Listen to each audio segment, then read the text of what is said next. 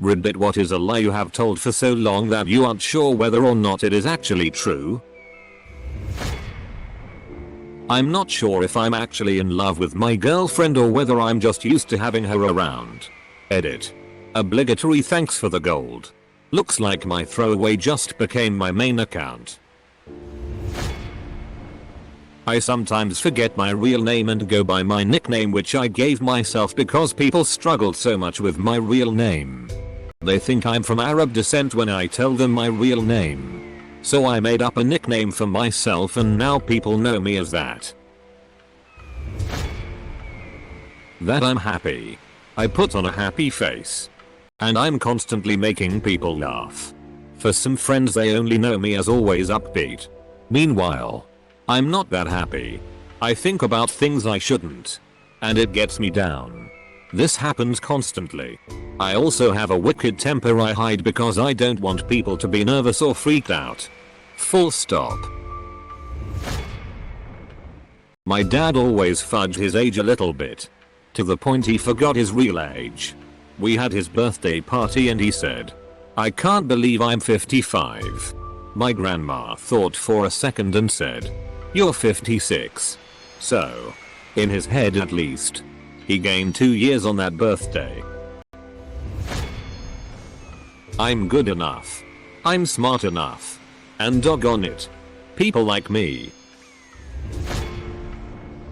That my now ex-boyfriend and I had sex. We tried and it was just too painful for me. I told my friends I had sex and everyone else just assumed that after 3 years together we had. I ran with it and would often completely forget that I was technically still a virgin years into what was otherwise a fairly sexual relationship." Edit. Row. I did not expect this. Thank you everyone for your stories. To be a bit more specific about it, whenever we tried to have penetrative sex we would manage about a centimeter of penetration before it became too painful. It would feel like there was no way he was going to fit, and he was average sized. At first we just tried a lot, but then I became too frustrated and anxious that I was disappointing him. As for the vaginismus comments, I did go to a gynecologist about this, after seeing other posts of women having similar issues. She told me to try and relax and stop stressing about the possibility of it not happening. However, by the stage the relationship was starting to break down, he was in love with someone else. Super fun times, so there wasn't really any point.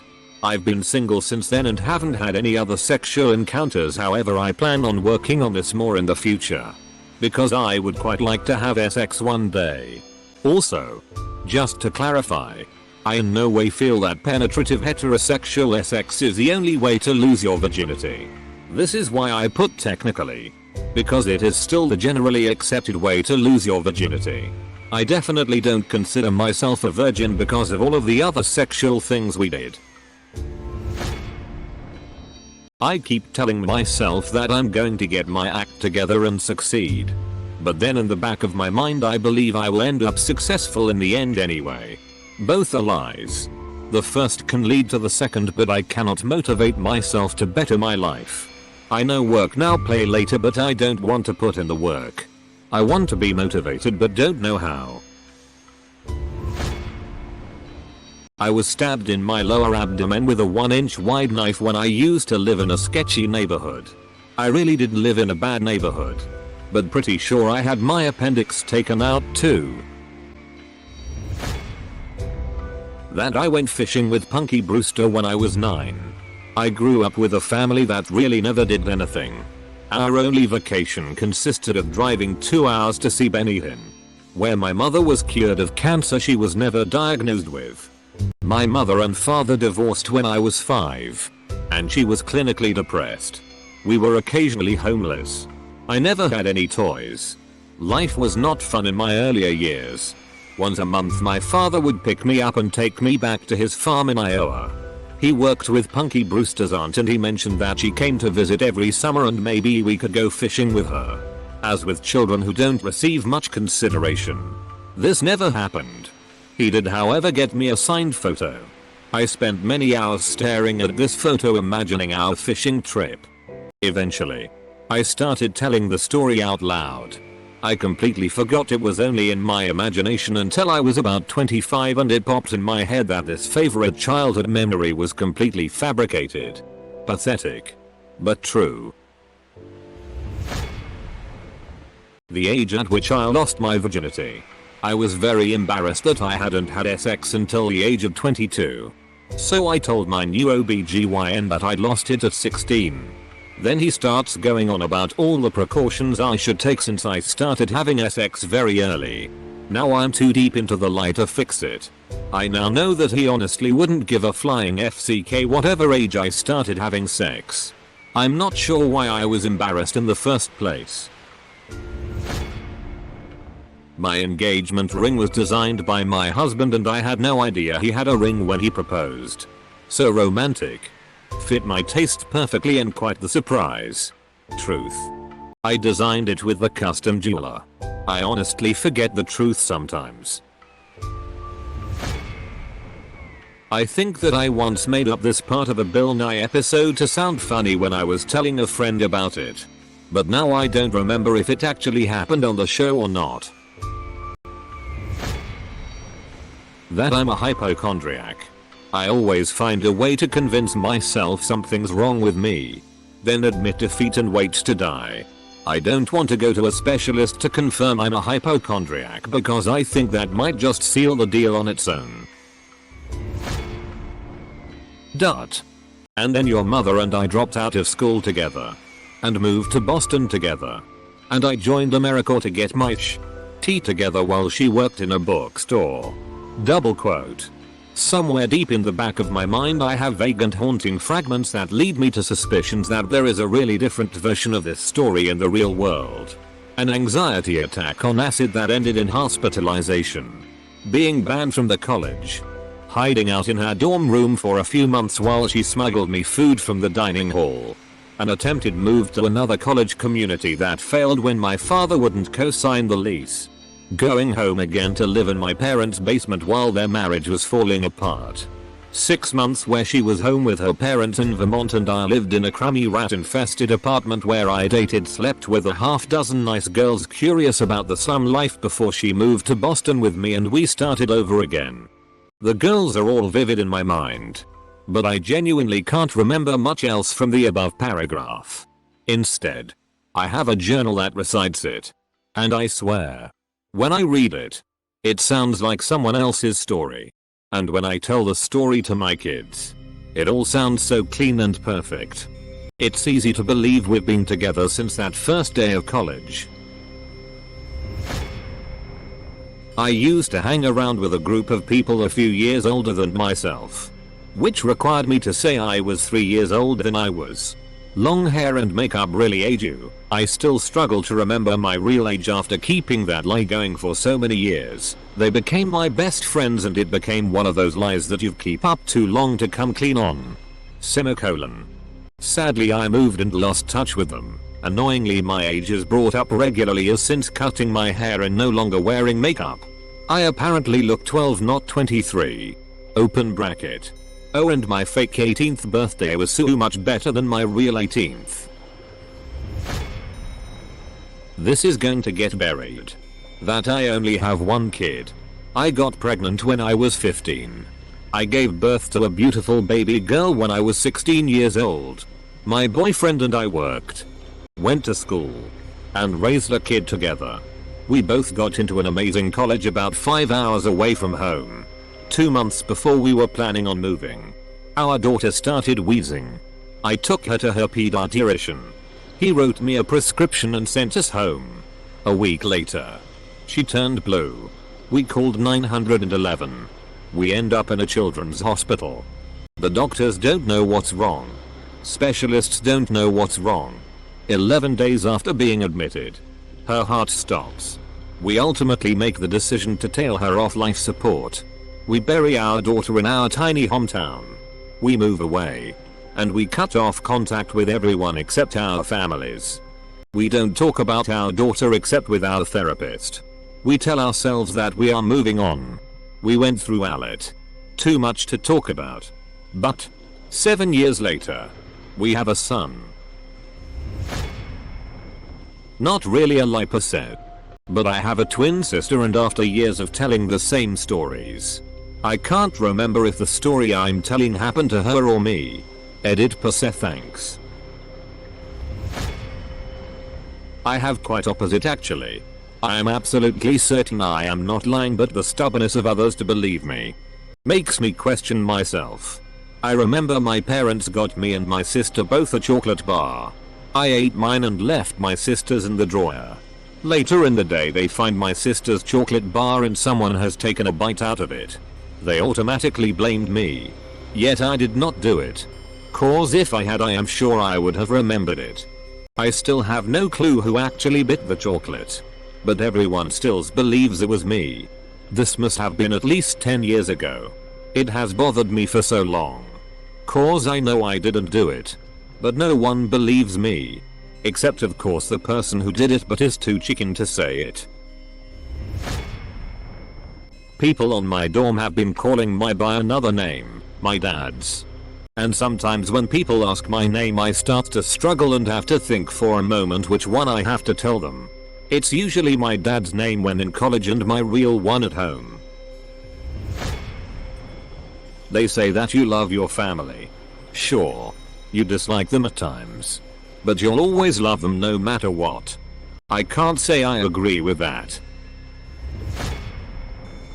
I remember a while ago I convinced everyone I had an iPhone 4S. At the time it was new. And that the only reason I was using my crappy first gen iPhone was because I was worried about the 4S.